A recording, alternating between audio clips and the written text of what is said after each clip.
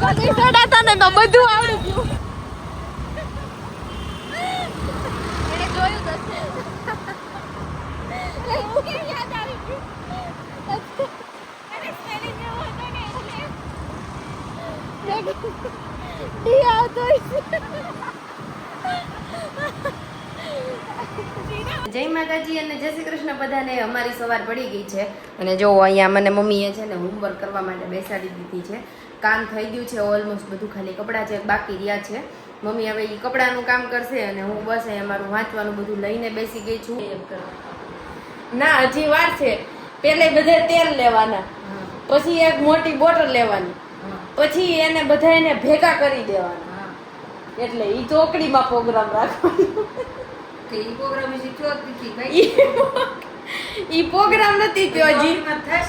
હા મને કઈ ઓલું કરશે, ક્યાં શીખવું કરીશ, ક્યાં તું ભેળું કરીશ, ક્યાં તારો બધો પ્રોગ્રામ થાય છે, તો મને ત્યાં પોતું લગાડવાની ખબર પડે.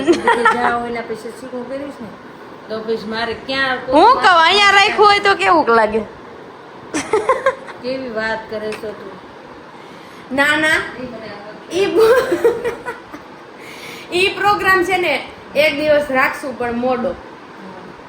મારે હજી 2 કિલો વજન જોઈશે આ વખતે. 2 કિલો વજન નો ઘટી જાય તો મને કહે.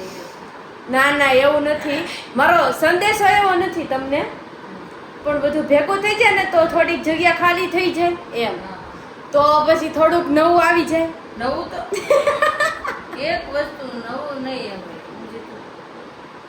તાર ટાઈટ પડી જાય. મને ના ટાયર તો ન પડે.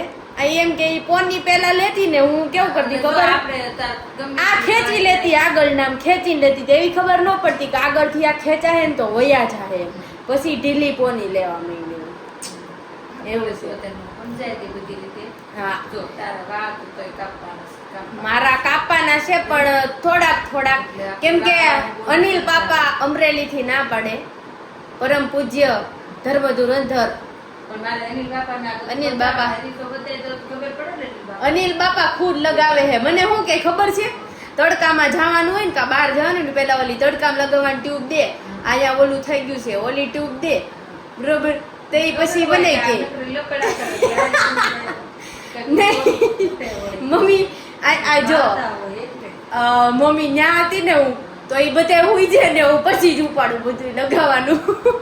તો પછી પપ્પા કઈ નો કે,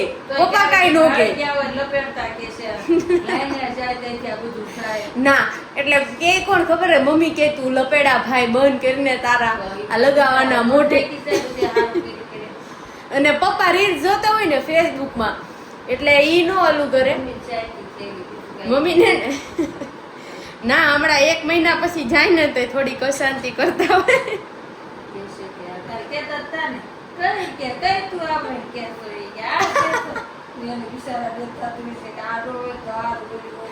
એને ખબર છે ઈ ખાલી 5 દી રોકાવા છે ને તો 50 દી ના કપડા લઈને આવશે, એટલો મમ્મી ને ભરોસો. જયારે મારા બેગ પેક કરું તું ને ફાઇનલ બેગ ત્યારે મમ્મી ને બહુ વિચાર આવ્યો તો હું ક્યાંથી થેલા કાઢી એમ, પણ મમ્મીએ આશ્વાસન આપી દીધું હું અહીંથી થેલા લાવું છું. મેં આપી દીધું. હા બરાબર છે. પછી આશ્વાસન તો આપ્યું મળી આ વસ્તુનો બધો ઠેલો ખરાબ અને હવે કપડા બધા એક બાજુ રહી ગયા. કપડા બહુ જાજા નહોતા, જો શિયાળાના તો હું ત્યાં જ મૂકીને આવી છું. જયારે હું જર્મની જઈશ ને ત્યારે લઈ જઈશ, બાકી સિવાય નહીં લઈ જાઉં. હા અને બે પપ્પા અમે થેલા ભરતા હતા, હું, ઉર્વીશ, મમ્મી અને કરણ અને અહીંયા મમ્મી, બરોબર, અમે 5 જણા થેલા ભરતા હતા. તો બે પપ્પા શું કરતા હતા ખબર છે, આમ આમ જ જોતા હતા ખાલી. કેમ કે ઉતારવાના હતા એને ને મૂકવાતા એને, એટલે પછી એમ થાય. અને મમ્મીને ભાર ઉપાડવાનો ન હોય, બરાબર, પણ તો હોપફુલી કરણ સાથે હતો ને એટલે વાંધો ન આવ્યો.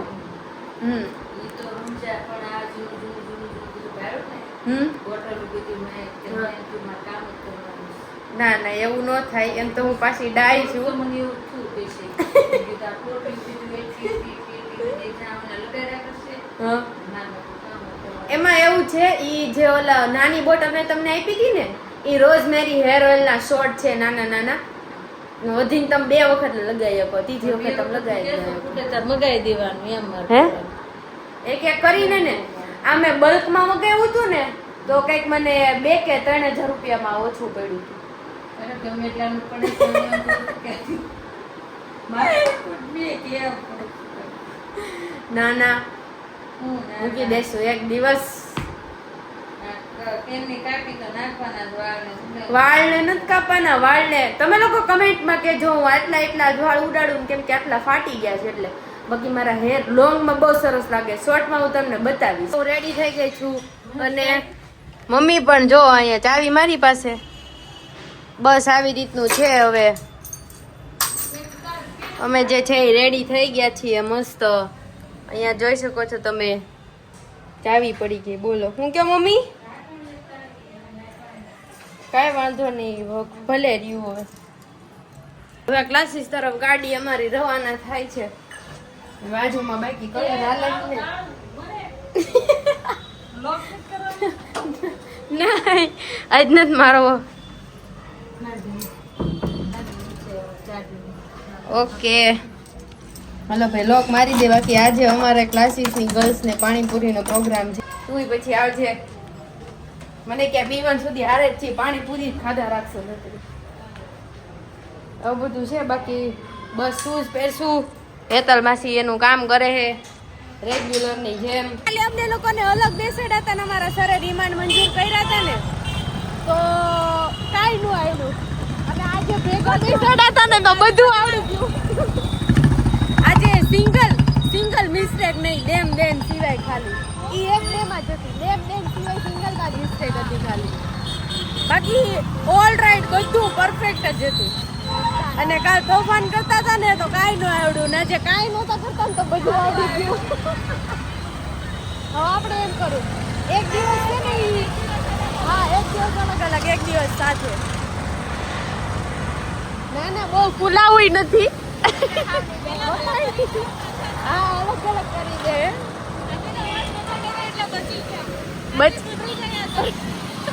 પણ આજે મારા વોટના લીધે થોડું જૂઠું. મારા વર્ડના લીધે મને ખબર નહોતી. પેલી એ કીધું મને, ઈ કે ત્યાં આમ લખ્યું છે.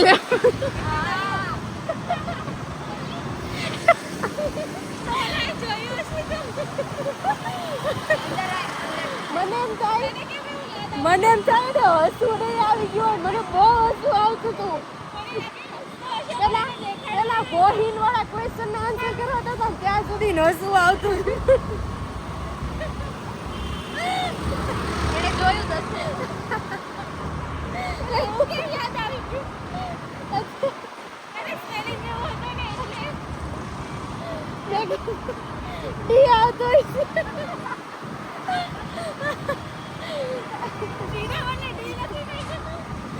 જો તમે જર્મન શીખતા હોય અને તો છે ને વર્ડ્સમાં તમારે પ્રોપર રાખવાનું, કેમ કે જર્મન અર્થનો અનર્થ થઈ જશે. German is equal to Gujarati. Most of the words એવા જ આવે છે.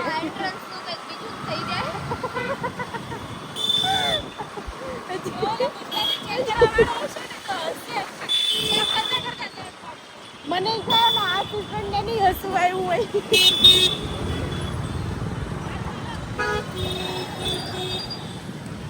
તો અમે લોકોએ ક્યારનું જમી લીધું છે અને અહીંયા હું જે છે મારું વર્ક લઈને બેસી ગઈ છું ફરી પાછું, કેમ કે રિવિઝન કરવું જરૂરી છે.